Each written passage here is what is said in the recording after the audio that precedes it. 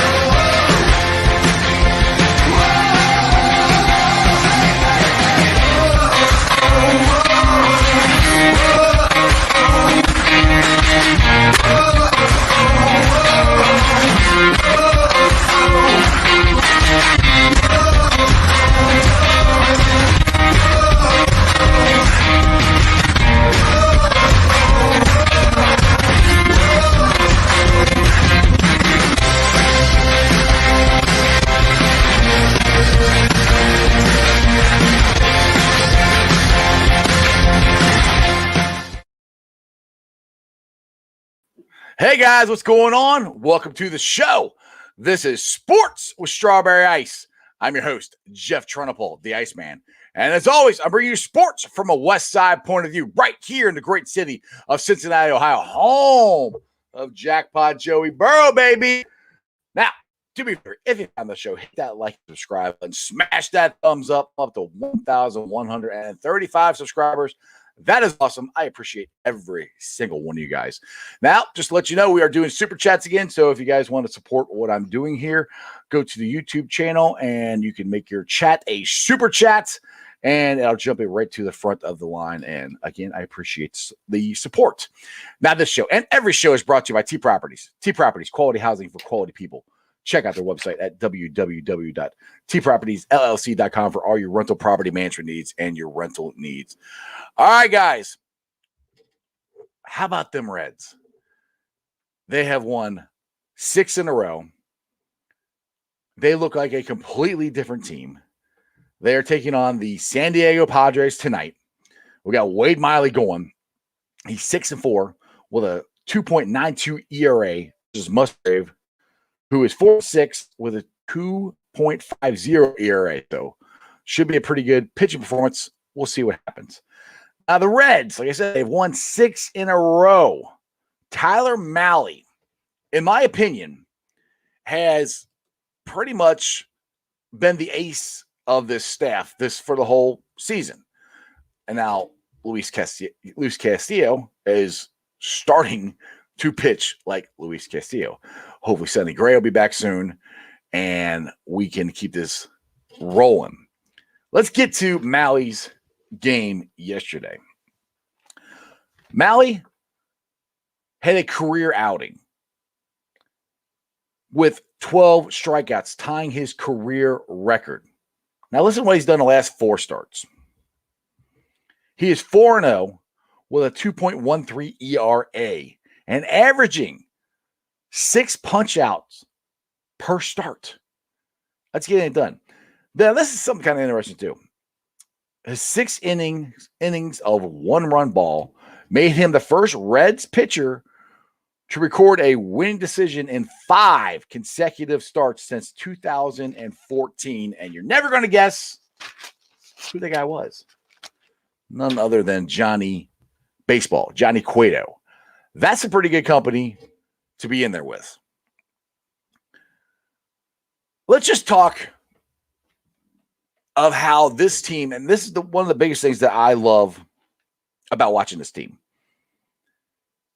The determination, the grit, the hustle that they are willing themselves to win these games. And I think it has a lot to do with Nick Cablastos. He, to me, is the leader of this team. I know Votto's been here for a long time. He's one of the leaders. But I think this team has really taken on Nick Castellanos' attitude. I mean, I remember when they signed him 2 years ago. Basically, what he said is, I want to win. And he said that over and over and over and over again. I want to win. I want to win. I want to win. I've lost my whole career. I want to win.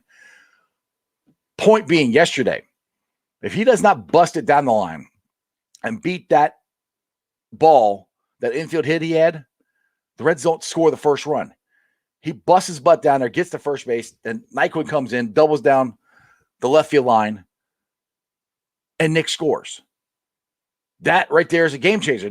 He hustles, he runs every single ball out. He is a Cincinnati type of ball player. These are the kind of guys that we love to get behind. And it's not, and I say, it's not just the home runs. It's not just I mean, even his defense, his outfield defense has gotten better because he's worked on it. The man actually goes out. He don't have to do this. He goes out and shags balls every day at batting practice.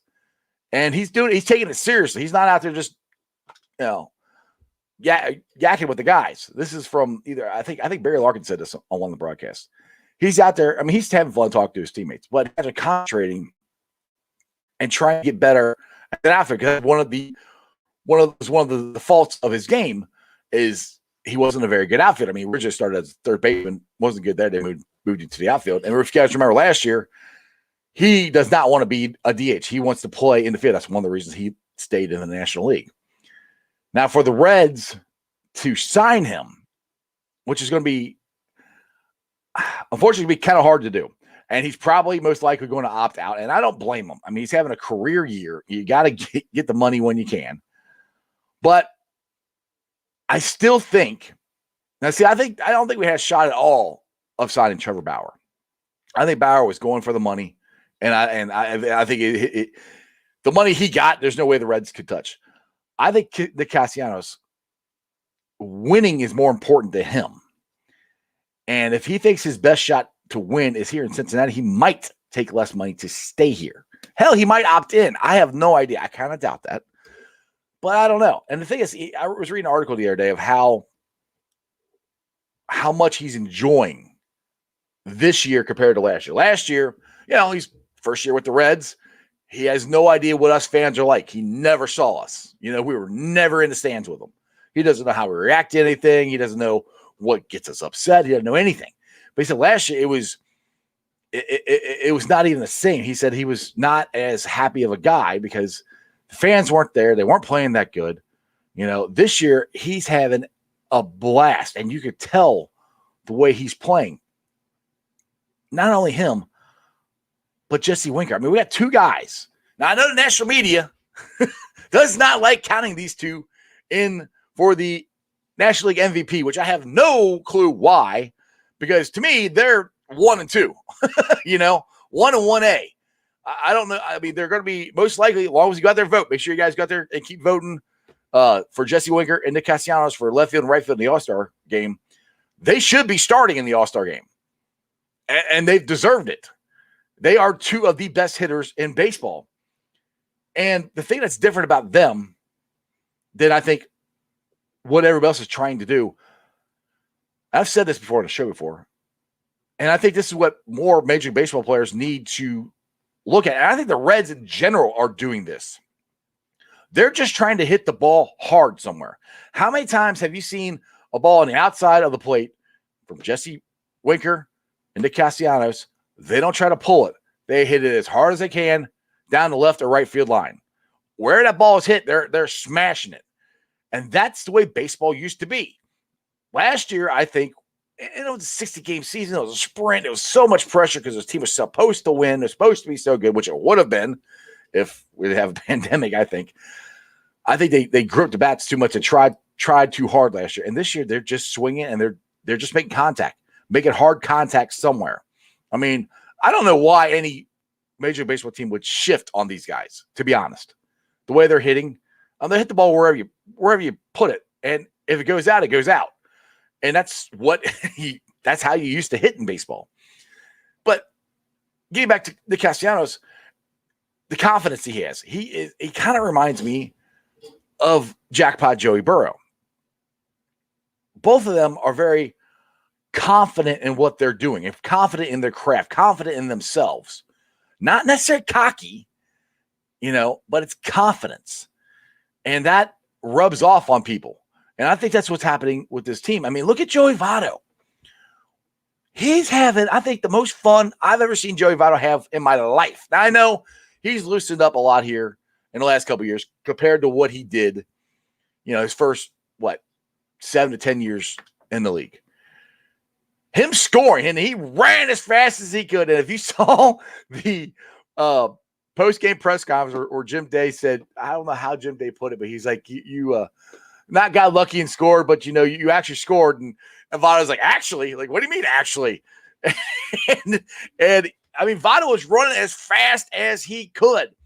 And when he got up, he's like, yeah, that fires me up. I mean, I made at least 2 TikToks about it. So you can guys go check out the TikToks I made of that moment. It's on Sports Strawberry Ice. The handle there is at Iceman90. You can go check them out. I didn't see Joey Votto doing that in 2012. That wasn't Joey Votto, It is now. I mean, these rookies that this team has, Jonathan India, Tyler Stevenson, they're playing like veterans. I mean, Jonathan India made a pretty big, I think, in my opinion, batting stance adjustment. I think it's hard. Like I said, I'm not a Major League Baseball player whatsoever. I was an okay high school baseball player. But it's hard when you start out and your timing mechanism is the leg lift. It's hard to switch to a toe tap and get that right. And he has done it flawlessly. And that's the thing. He's made adjustments. Tyler Stevenson has made adjustments.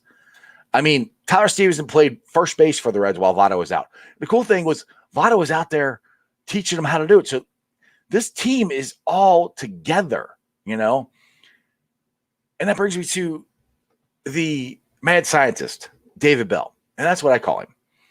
I might have to change his name because I think David Bell has actually having one or probably his best managerial season.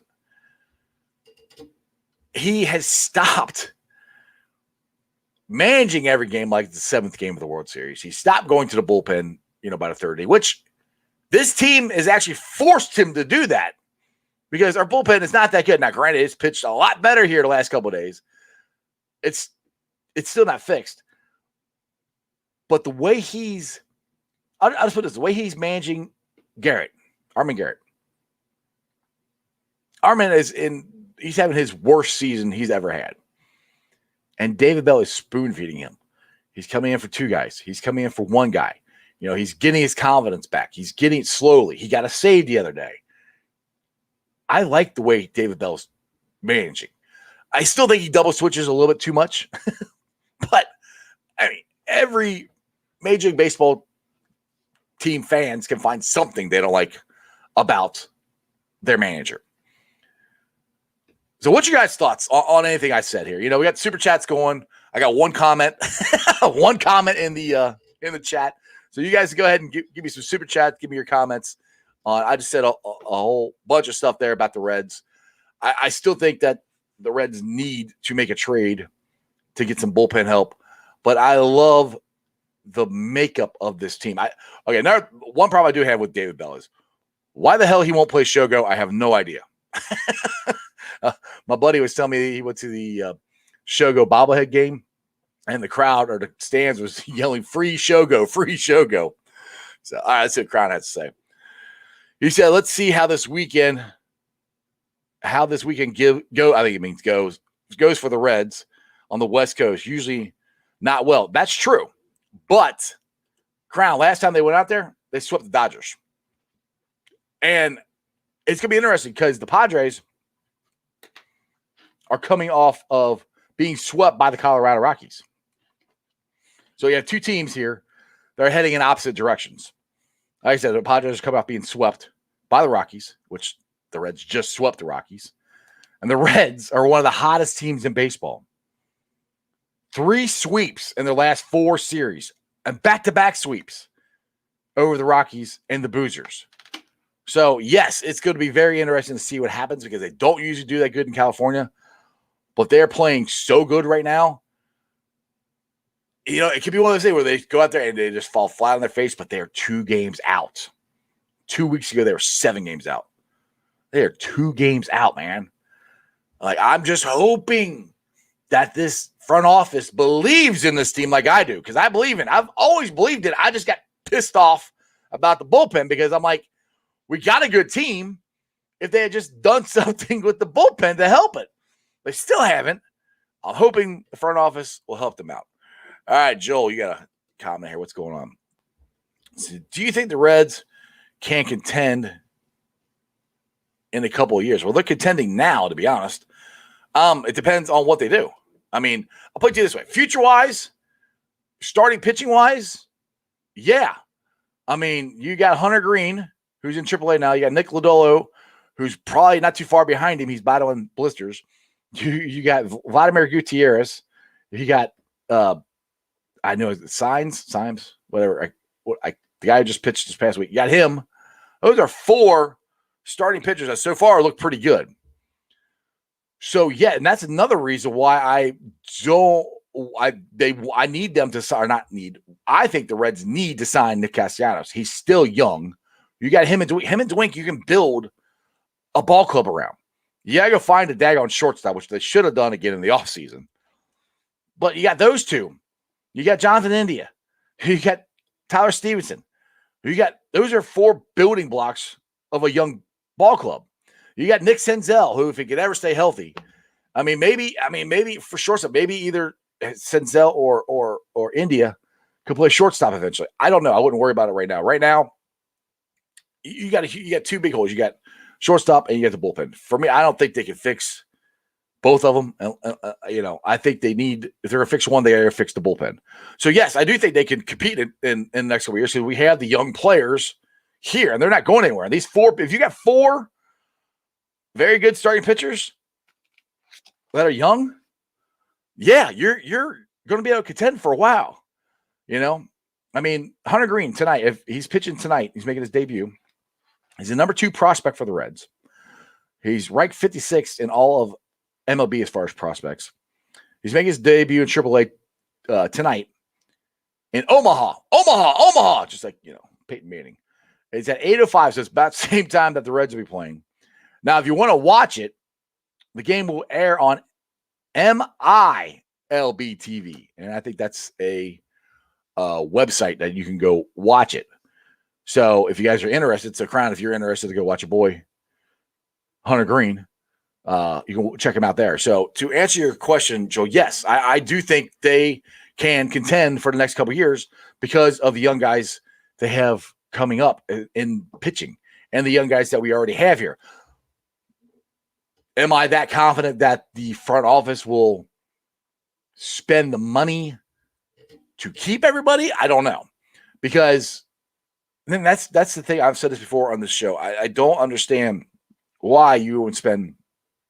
Well, I understand your excuse for not doing it. But 3 years ago, you traded for Yasiel Puig, who you turned around and turned him into Trevor Bauer. You signed Sonny Gray, or you traded for him. Then last year, you got Shogo, you got the Castellanos, Moustakas, Wade Miley, all these guys you signed last year. And I know the pandemic hit.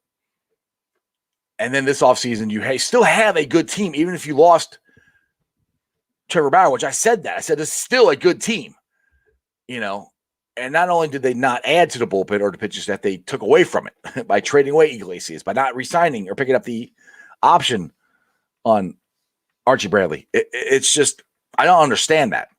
So, yes, I think they can. I hope the front office will. Gabe K, what's up, man? I love the heart this team plays with, how do we resolve the bullpen problems? Do we make a trade? Well, put it this way. If we don't make a trade, this is what's coming up. Sonny Gray comes back. My opinion, Santillan, you move into the bullpen. My opinion. You've got Hoffman coming back. Put him in the bullpen. You got Lorenzen coming back. Put him in the bullpen. That's what's coming. But I don't know how close they are right now. Yeah, I like to make a trade. We have options. We have guys we can trade. We do. I mean, you got Chogo who's not playing. I would hate to trade. You're not playing him. You got the Punisher. You know, we've got options. There's the kid in AAA, the third baseman they just brought up, who's not going to cover up the ball. They could trade him. There's different they could do to try to get some bullpen right now. Tim Beatle's commenting here. Hoffman and Lorenzen will have the bullpen. Still also believe we need to trade for one or two. Yeah, I'm with you, Tim. That's exactly what I'm thinking. I mean, we got these guys coming up. We need veteran arms who have been there, done that. That's what we need. and Santillan, maybe they'll put him back down in the minors to keep him as a starter. I don't know. I think it just depends on how the bullpen goes. But right now, the bullpen is actually pitching pretty good. Not great. Still not great. But that's where I'm like, that's to me, that's where like we're teetering. We're teetering. Yeah, we're shooting off like a rocket right now. That bullpen, that wasn't that long ago, came and blew a 7-run lead in one inning. Luckily, Jesse Winker came back and hit a home run to win the damn thing. So we're still teetering. You know, this bullpen is still not fixed. I mean, I still don't think that you can just hurry up and go to that bullpen. And that's where I also think that David Bell, I actually think that might be actually helping David Bell in his managerial decisions. He's not in a rush to go to the bullpen because why would you be? You know? So I think David Bell is learning to trust his starters more. And I think that's good. It's almost like he's actually starting to manage with some kind of feel, you know, because that was the one thing that drove me nuts about David Bell. He did everything by the book, by analytics. And I'm for analytics, but I also think you got to have some feel for it. You got to have some gut. You got to have some of the old school stuff. You can't just, I'm not all into being one way all the time. I'm not into all being old school way either all the time. I want it, somewhere in between. And that's what I like what David Bell has been doing. And I get it's out of necessity because honestly, nobody in that bullpen except for Anton and Sims here of late has been anyone he can rely on, and Sims is still shaky. Don't get it twisted. Sims is still shaky. He's not coming in and just blowing the doors off these guys. So I think that's where I think this has been one of David Bell's best managerial decisions. And what I think is funny is Reds fans get upset with David Bell when he goes to the bullpen. Like, I just had a conversation with all my buddies. I think it was last week. I can't remember what game it was. But it was Luis Castellanos not this start, the start before that. And he pulled him out and he went to the bullpen and the bullpen blew it. And I was ticked because I'm like, you can't go to that bullpen. There's nobody in that bullpen we can rely on. And I don't remember how many innings he pitched. He might have pitched 5 or 6. I don't exactly remember. But I think that was the first really good start that Luis had in a little while. I think David Bell wanted to get him out and give him confidence rolling into the next one. I don't think David Bell wanted to leave him out there until he couldn't pitch anymore. That's why I think he went to the bullpen. And people were ripping him for going to the bullpen because the bullpen sucks. And I'm like, okay, so if you would have kept him in for another inning and Luis Castillo, say he loses it, how's that help Luis Castillo's confidence going into the next game? And eventually, nobody pitches 9 innings. Nobody. Most Major League Baseball pitchers are 5 or 6 inning pitchers now. So you have to go to the bullpen sometime. So I think David Bell is honestly waiting as long as he could, but that's the reason I think he pulled Castillo out because he actually had a good start. He was looking good. He wanted him to lead the game with confidence. So, and then Dave Bell gets ripped for pulling him out, and it's just I can't stand that argument of you already know the outcome of what happened. Well, you should have done. You should have done this. Well, of course you're going to say that because you saw the results.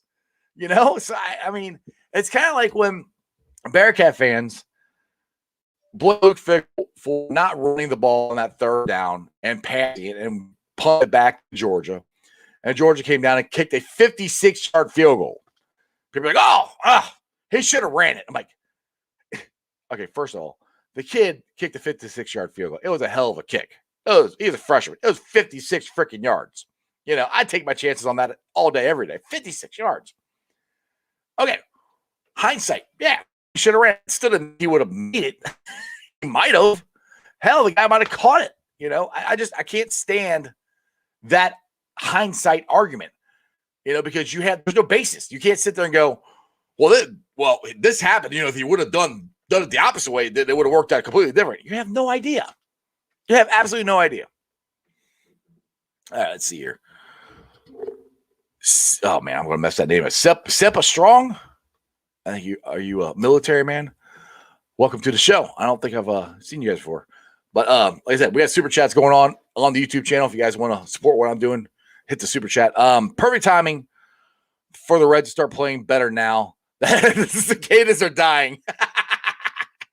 Right, exactly. I was cutting my grass the other day, and I did not have a million cicadas attacking me.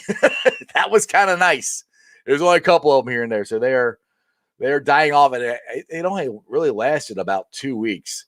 I've been here, this is the third time I think in my life that I can remember that I've went through the cicadas, and everybody always freaks out like, "Oh my goodness, they're coming!" My wife's like, "Oh, what are we going to do? We're not going to be able to go outside." I'm like, "You can go outside. Actually, you can go outside. You're fine. As long as you have a lawnmower or a blower or something, they're not going to really come around you that much." But yeah, we'll see them again in 17 years. They're still around, but at least on my side of town, they're not that bad. I don't know about where you guys are at watching the show, how bad they are there, but I got woods in my backyard, and I used to be able to walk outside, and all I heard was cicadas. And this week, I barely hear them. It sounds like a normal day in the woods. All right, let's get to Jungle to the Hall. That is coming up this Saturday. I am extremely excited to be going to this.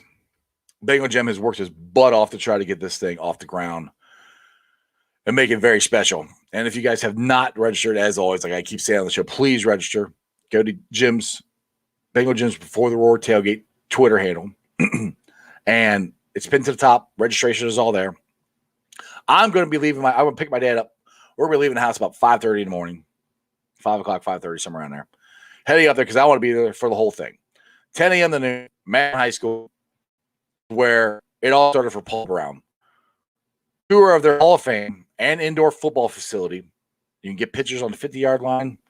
From the field, you can see the statue of Paul Brown right in front of the stadium. This is a very unique experience, especially for us. We're from Cincinnati or wherever you come from. We got people coming from Indiana. I think Jim said New York. We got people coming from everywhere. And then we have the rally. It's from 1 to 3. We're going to have lots of special guests. I know Willie Anderson's going to be there. There's virtual speakers. There's other guest speakers. Jim's got a lot of surprises for this. This is going to be an absolute blast. We got to make sure we get Ken Riley and Ken Anderson in the Hall of Fame this year. Don't wait any longer. The senior writers have heard about us. I mean, I'm telling you, Bengals Twitter and Bengal fan base is blowing up right now. The national media is hearing us of what a disgrace it's been to not have our greats in the Hall of Fame. That's why I want to get Ken Anderson, Ken Riley into the Pro Football Hall of Fame. And then next week I get Willie, and then you get Isaac Curtis, and you get Lamar Parrish and Corey Dillon, and on and on and on and on. There's so many guys that should be in there that are not in there. It is ridiculous.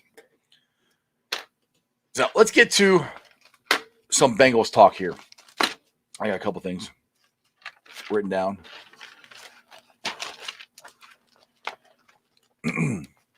Let's talk about the Bengals linebacking core.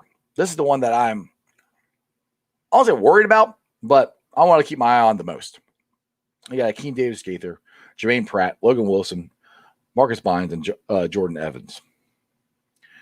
Now, you guys know that I've always been on Lou Armadillo's case, and I'm kind of trying to be a little more lenient, trying to understand what he's doing. I know when he got here, there was nothing. This defense was horrible. It was the worst defense in all of football.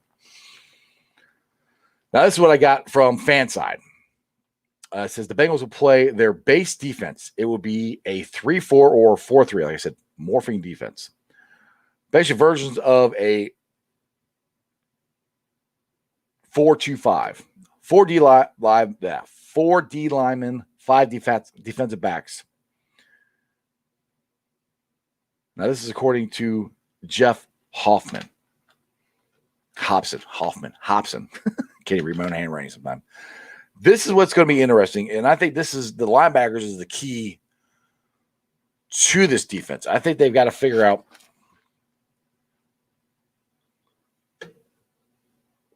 what they need to do to make sure they are in the right positions at the right time. There's no big veteran presence in this. And Josh Bynes is, so far they haven't re-signed him. I don't know if they're going to or not. And I know people say Josh Bynes was out of position. And trust me, Josh Bynes, for the first part of the season, did not play very good. The last, I'd say 3 or 4 games, he actually played pretty well. And Josh Bynes, there's a lot of times I got mad at him when he would get in the backfield and would not make the tackle. So I would like them to sign him, but I'm not like, we got to sign Josh Bynes. To me, the key to this is Logan Wilson, Jermaine Pratt, and Akeem Davis-Gaither. Those are our 3 keys of our linebacking core, I think, that have to step up and make a big contribution this year, especially Logan Wilson. I think Logan Wilson, it's essential for him to make a big jump this year, and I could see it happening toward the end of last year before he got hurt. I could see it happening. He was making interceptions. Yeah. William House, Logan. I think Logan Wilson will take a huge step this year. I agree with you, William. I think he will too. The thing is, we need them. The Bengals. I'm sorry. I say we. We need him to do that. No, I don't play for the team, but I buy season tickets and I cheer my ass off, and I've punched holes in walls when my teams have lost in Super Bowl. So trust me, I think I've earned the right to say we. But anyway, yes, Logan Wilson, I think, is a key to this defense. And for me, the defense has got to be much, much better this year. For me to have any chance of being 10-6. Now, I listened to Lindsay Patterson. She was on with Anthony Zinza and Don Sheeran last night. And I think she had them at 9. I think she said 9-7, I think. Or it was something like that. And I'm sitting there going, well, she's got them at 9-7. I'm at 10-6. That's not that far off, And Lindsay does not like putting out there her predictions, because I kind of tried to get her to do that when she's on my show a couple weeks ago. And for her to say that, that's pretty good, I think, because for me, because I have put it out there that I think we're going 10-6, and I really truly believe we can. That I have to get off to a good start. And the key to that, because I'm not worried about the offense. I'm really not worried about the offense. I'm really not worried about the offensive line. Unless they get a whole bunch of injuries, then yes, I will be worried. But right now, I'm not worried about the offensive line. I think Jonah Williams is going to have a great year. I think Frank Pollock is going to be a huge asset to this team. I think Jax Carman's going to be fine. Riley Reed. I think our offensive line is really going to be fine. And I think our offense is going to be legit. I think it's going to be the key to this whole thing working. Well, no, take that. It's not the key. It's already gonna. It's already going to be there. The key for this whole thing working is the defense. Is Lou Armadillo? Is the linebacking core? Is Hedge? Can he do what he did in New Orleans? Because they say, a lot of experts are saying he got his 13 and a half sacks because other guys made pressure and then he finished it off, which is fine. That does happen. I mean, you get pressure from both sides. That's the best way to sack the quarterback. Will the Bengals produce enough pressure? Will they stop the run enough against the Clowns and the Ratbirds? Those are the keys that they have to do. You got to stop the run. Obviously, you got to run the ball. We said this a million times. Another key, DJ Reader. We barely saw him last year. I think he's a huge player for this team. As far as stopping the run, taking on double teams, and hopefully getting the guys to the outside, freeing them up to go get the quarterback. We got guys that I think are more in the mold of what Lou Armadillo, I almost said his real name, Lou Armadillo wants. Like I said, he wants this morphing defense. He wants to play a 4-3, 3-4, go back and forth. He wants to, whatever that team does, great. He wants to take that away from him. So we know in the AFC North with the Clowns and the Ratbirds, that's run the ball. That's why DJ Reader's huge. That's why Big Daddy Bayou, Tyler Shelvin's huge. That's why Ogunjobi's huge. Mike Daniels. For us to win those games, those four have hopefully going to be healthy, and those four have got to play really, really good for us to have a shot at doing it. Because if we can get the ball back, the key is getting the ball back to Joe as fast as we can. The best defense is having your offense on the field. And the more the Bengals can do that, the better chance they have of winning this division. And I do think, and like I said, I got orange. You'll see me when I go to the games. I got orange-colored sunglasses. I wear orange hair. I think they have a shot at the wild card. If they're 10-6, they got a shot to win this whole division. And the Ravens are a really good team. But if you look in the playoffs, people stop them. People stop Lamar Jackson. They make Lamar throw the ball. There's a reason that no wide receivers wanted to go to Baltimore. One, they don't throw the ball very, very much. So if you're not going to throw the ball very much, one, you're not going to get that many catches, get that many yards to be able to get more money on your next contract. Two, Lamar Jackson is a great quarterback. He is not a very accurate quarterback. Yes, he can throw the deep ball. Yes, he is a very good quarterback. I am not banging on him about any of that stuff. I'm stating fact. He is not a very accurate quarterback. He's not. But he's a great athlete, and he's really hard to stop. Baker Mayfield, another one who's not a great quarterback. Both those teams are so run heavy. If you stop that and you make those two beat you, you got a really good shot of winning. Now, if you don't contain Lamar Jackson in the pocket, he's going to destroy you. Because I don't know anybody that can cover Lamar out of the backfield. They've got to keep him in the pocket. So it's a twofold if you're going against the Ratbirds. You got to stop their three-headed monster in their running backs, and you got to stop Lamar from running the ball and making plays, because dude could just ad-lib and make plays. I mean, just like Michael Vick used to do back in the day. It's ridiculous. And if you're a Ratbirds fan, it's very fun to watch. If you're a Bengals fan, it's very frustrating because there's times where it's like, tackle him, and you can't. So for the Bengals to have a successful season, there's a lot of pressure, I think, on Lou Armadillo and the defense to make stops, make adjustments. And you have basically all new secondary. These guys have never played together. None of them put on the Bengals stripes during a game last year. None of them.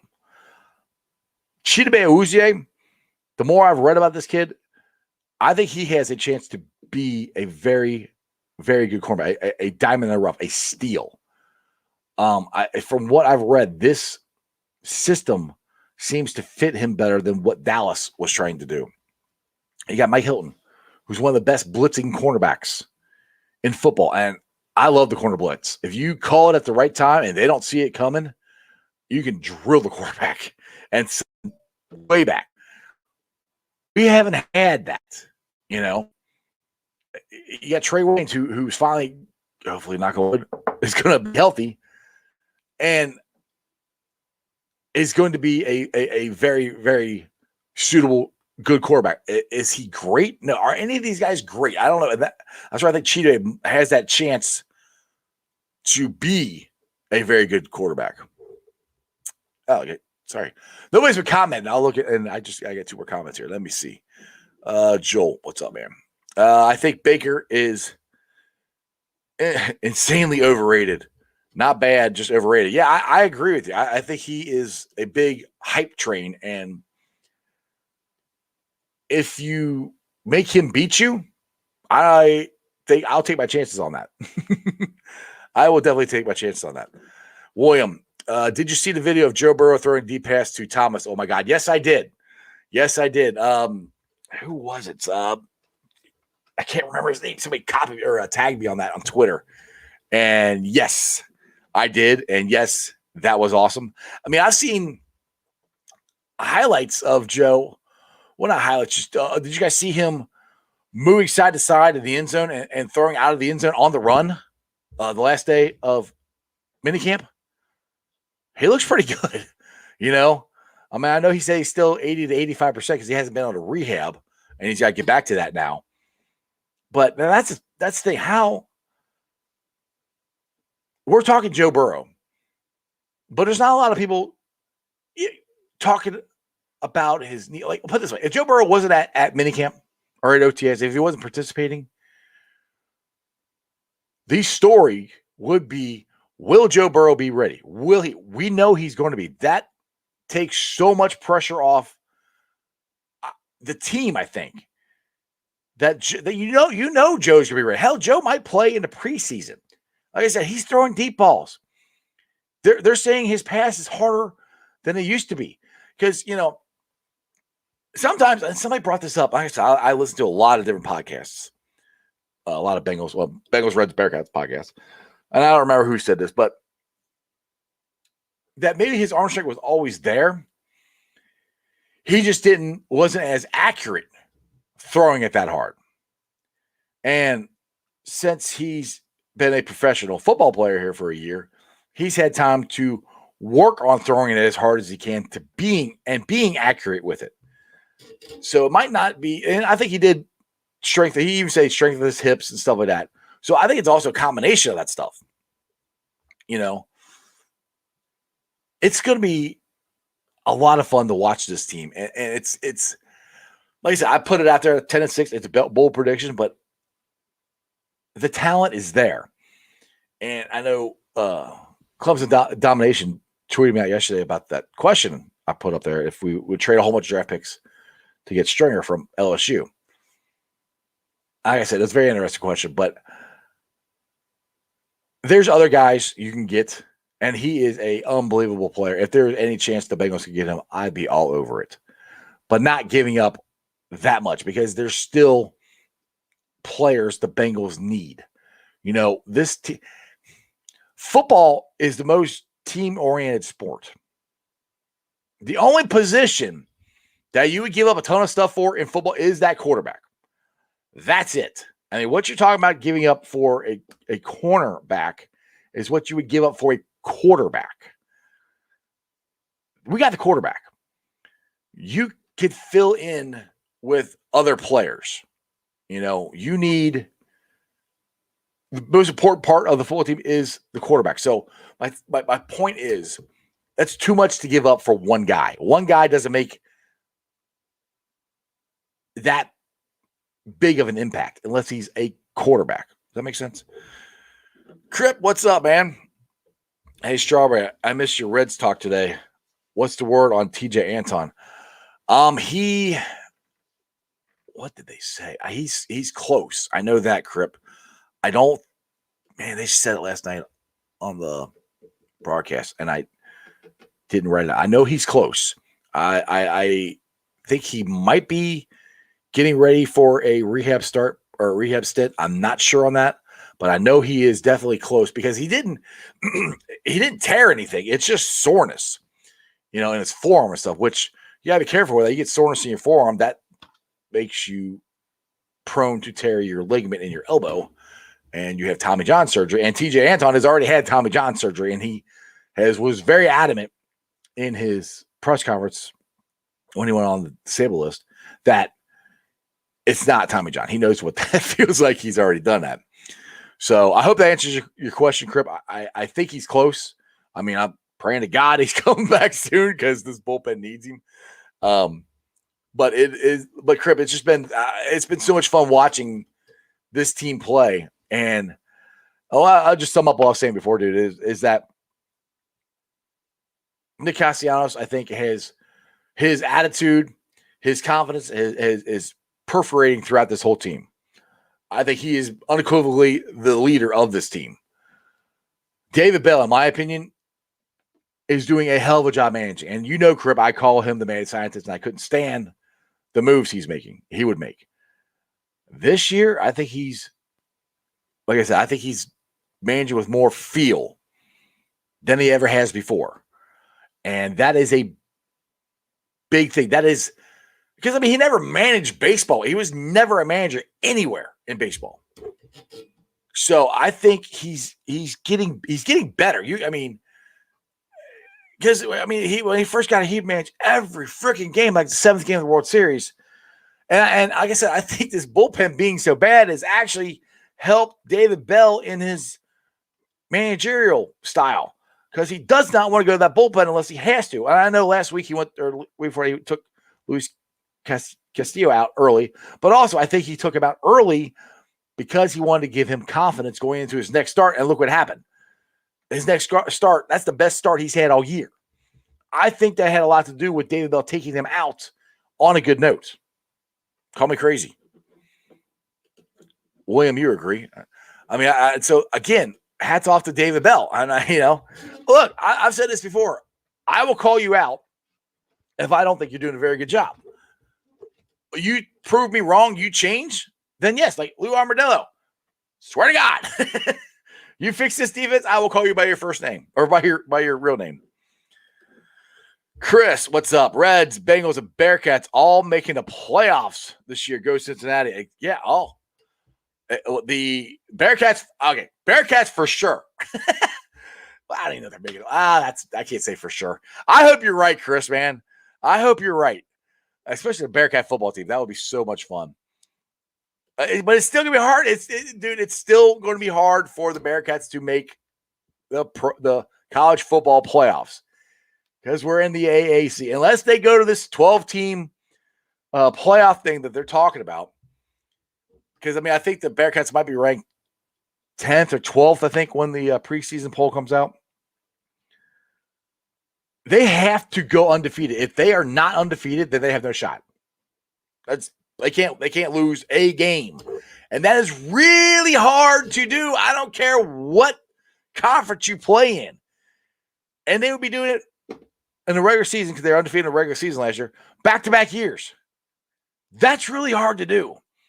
And the Bearcats are going to Notre Dame, and they're going to Indiana. And they're like, oh, Indiana. Ohio, talk to Ohio State about Indiana. Indiana always gives Ohio State a hard game. But Bearcat football is going to be so much fun this year. And I'm trying to be real about it. I hope they make the playoffs, but they cannot lose a game. And I said I think the Reds still can make the playoffs. I think they're going to be a wild card team. But the way that's going to happen, and the only way, to my opinion, that's going to happen, is this front office has got to go out and get at least one or two arms in that bullpen. Because I know the bullpen's pitched good here the last couple of days. We've seen what that bullpen has done for the last 3 months. It's not that good. These guys have worked their butts off and pitched very, very good these last couple games. But is it sustainable? That's my thing. Is I think they're teetering, and I don't want the teeter and collapse because let's just put it this way. This team started the season 6-1. They've had a couple long streaks here. went out to California, lost 7 in a row. Now they're winning 6 in a row again. That's where the teetering is. When they lose for the first time, because they're not going to win the rest of them, no matter how optimistic I am, they're not going to win the rest of them. When that loss comes and how it comes, they need to jump back on that horse and win the next day. And it depends. And the problem is this bullpen right now is not good enough to sustain. Say Malley goes out and lays an egg tonight. Who are you going to bring in that bullpen? You know, who out there is, you know, all right, he's our long guy. There's not even a set situation, I think, for the bullpen out there of who's what. There's no, and I know David Bell kind of doesn't really want to manage it that way, but you still have guys who, you know, they're long guys, you know, that's who you bring in. I don't know who that is, you know, so the starting pitching has been extremely, extremely good for the Reds, and that's been the key to this winning streak is the starting pitching. The offense has been the same as it's been all year. Yeah, we'll have games here and there where we score 1 or 2 runs, but for the most part, we're scoring 6, 7 runs a game. The key to this winning streak has been the starting pitching. The thing is one of these days something's going to happen, and you're going to have to rely on that bullpen. That's where this front office needs to step up and go get us at least 2 arms in that bullpen. Yeah, we got guys coming back, but they're not coming back right now. I mean, we're legitimately talking maybe right before the All-Star break or right after it that these guys come back. So for the Reds to make the playoffs, the front office has got to help them. If they don't help them, I don't see how the Reds can make the playoffs. I mean, the Cubs have holes, the Cardinals have holes, but to me, the Reds have a gaping hole in this bullpen. And yes, they've pitched very, very well here lately. Is it sustainable? Is the way they're pitching now, is that going to be like that for moving on for the rest of the year? Or are they going to be like we've seen them the first 2.5, 3 months of the season? I think it's the latter because we've seen more of it. And hopefully I'm wrong. I'll be glad to be wrong. But that's where this front office has got to step up. They've got to step up and get us again, some help. Help the bullpen. There is help coming, but it's not here yet.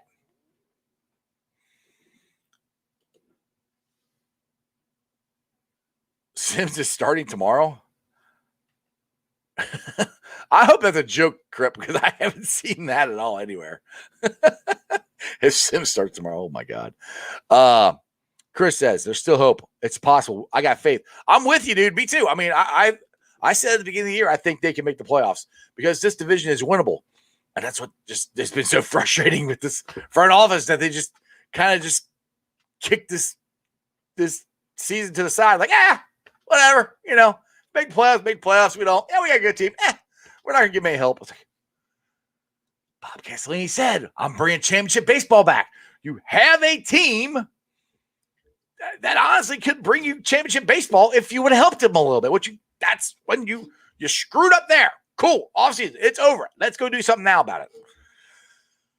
Anyway, I'm going to get all fired up about this if I don't calm down. So, hey, we just give you guys a heads up. Next week, I am going on vacation. We're going up to, like I said, Saturday, we're going up to the jungle, to the hall. And that is going to be a blast to go to. I hope all you guys can join us there. But next week, I'm on vacation. So I will be down in Florida. I might do a show. I might not do a show. I'm not sure. Because last year I went on vacation. I was on a roll. I was getting a whole bunch of new subscribers and everything. I was doing great. And I took the week off. And it took me forever to get the momentum back. So I might do a couple shows. I might just be on vacation. I don't know. But that's why you have to subscribe. So make sure you guys subscribe, share, tell all your friends about me. Now let's get to the Facebook groups that let me live stream on their groups. I appreciate every single one of them. Houday Nation, one of the best Bengals groups around. Cincinnati Bengals and Jungle, Bengals Nation, Bengals Houday Nation, Bearcat Country, the Ohio State Bucknuts. They got the Ice Bar, which is that's my show page. It's just kind of a little side page next, aside from the Strawberry Ice Facebook page. It's a virtual bar. We go there, talk crap, have fun. Don't take anything seriously. Like I said, you can follow me on all my social media platforms, all under Sports with Strawberry Ice. I'm on Facebook, Twitter. Twitter handle is at Jeff A. Trenopole. I'm on Instagram. I do some silly TikToks. Like I said, there's actually cool TikToks. I think the ones I made yesterday about Joey Votto. You should definitely go check those out. The handle there is Iceman90, and everything's under Sports with Strawberry Ice. If you type that in, you should find it. I want to sign out later on tonight. You guys are kicking ass on the podcast. I appreciate the downloads. Like I said, you guys can give me some comments. That's awesome. If you want to, tell me what you like, what you don't. Comment on the YouTube show after I get done. Tell me what you like. Tell me what you don't like. Any ideas you guys have in mind? I know somebody asked me if I was going to do any live streaming during the Bengals game or anything like that. Home games, I'm going to be at the game. So it's going to be really difficult to do anything, any kind of watch parties or anything like that. And as far as YouTube goes, watch parties are kind of frowned upon because, unless you guys just want to sit there and stare at me watching the game, I can't play the game. NFL won't let me. So I might do some stuff. We'll see what happens. But the podcast, like I said, make sure you give me a 5-star review, rate, review. YouTubers, we're at 1,135 subscribers. I appreciate every single one of you guys. And like I said, on the YouTube channel, we're doing super chats now. Hank has been blowing me up the last couple of days. I appreciate Hank and the money that he has donated to my cause, which is just supporting me and my channel and what I'm doing here. And like I said, we're at 1,135 subscribers. And other than that, hopefully Jeremy D should be back tomorrow. Tomorrow I got Anthony Cosenza from the Orange and Black Insider podcast to round out the weekend. It's always fun having him on there. We talk some Bengals. We'll talk California. I'm actually kind of curious. Did Anthony grow up in Cincinnati? And then he moved to California, or is he from California and he become a Bengals fan? Or that's a question I gotta find out from him. But other than that, everybody all together now, as Jeremy Dean would say, remember one thing and one thing only, and that is you don't live in Cleveland, you live in Cincinnati, so act like it. Who day? Come on, Reds.